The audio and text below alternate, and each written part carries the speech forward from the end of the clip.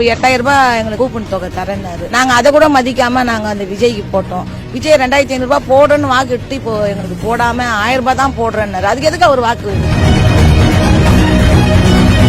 ஓட்டை ஏமாத்தி வாங்கிட்டு இன்னைக்கு 1000 ரூபாய் தான் போடுறேன்னா என்ன அர்த்தம்? நாங்க அதை நம்பி தானே நாங்க ஓட்டு போட்டோம்.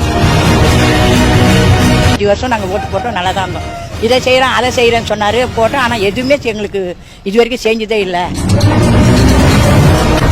2500 ரூபாவே அவரால் போட முடியல, 1000 ரூபாய் தான் போடுறேன்னு சொன்னவரு வருஷத்துல 6 சிலிண்டர் அவரால் எப்படி கொடுக்க முடியும்? வீட்டுக்கு பைக்கு தரனாரு, கொடுத்துருவாரா?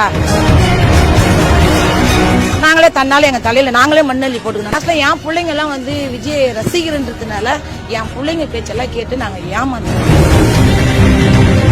பசங்க விசில் அதுங்க சின்ன பசங்களா சினிமா சுட்டி நடிக்கிறாங்க, சினிமா ஆடுறாங்க, அதே மாதிரி ஆடிட்டு இருக்கோம். நாங்களாம் என்ன பண்ணுவோம், கஷ்டப்படுறோம். இப்ப என்ன பண்றதுன்னு நாங்க அவஸ்தைப்படுறோம்.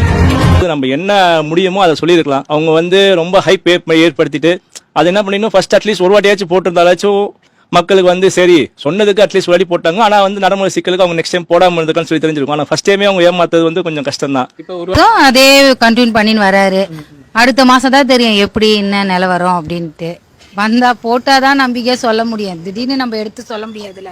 அதெல்லாம் சும்மா பேச்சுப்பா. நாங்களாம் நம்பிக்கை இல்லை, எங்களுக்கெல்லாம் அது நம்பிக்கை இல்லை. தாய் மாமா சீர் கொடுக்கறது, இதை பண்றது அதை பண்றது எங்களுக்கு நம்பிக்கை கிடையாது. வாக்குறுதிகளாவே இருந்துச்சுன்னா ஒண்ணும் பண்ண முடியாது. நிறைவேற்றினா மக்களுக்கு நல்லதானே. யாரா இருந்தாலும் சரி, மக்களுக்கு ஏதோ ஒரு வாக்குறுதி நிறைவேற்றினாங்க நல்லது. அவங்க சொன்ன 10ல அட்லீஸ்ட் ஒரு 7 நம்ம அவங்க நிறைவேற்றினாங்க நல்லது. ஆனா அவங்க சொன்னதெல்லாம் பார்த்தா கொஞ்சம் இப்போ உள்ள நம்ம சூழ்நிலைக்கு கொஞ்சம் கஷ்டமா தான் தெரியுது. யாருக்கும் ஒண்ணுமே புரியல. எல்லாம் கொஞ்சம் மாத்தி அமைப்பு வந்து வயசு பிள்ளைங்களால எல்லாம் கொஞ்சம் மாறப்பட்டது. வீட்டுல இருக்கிற வயசு பிள்ளைங்க வயசு பையன் அவங்களால பெரியவங்க கொஞ்சம் மாறுற மாதிரி ஆச்சு. அவர்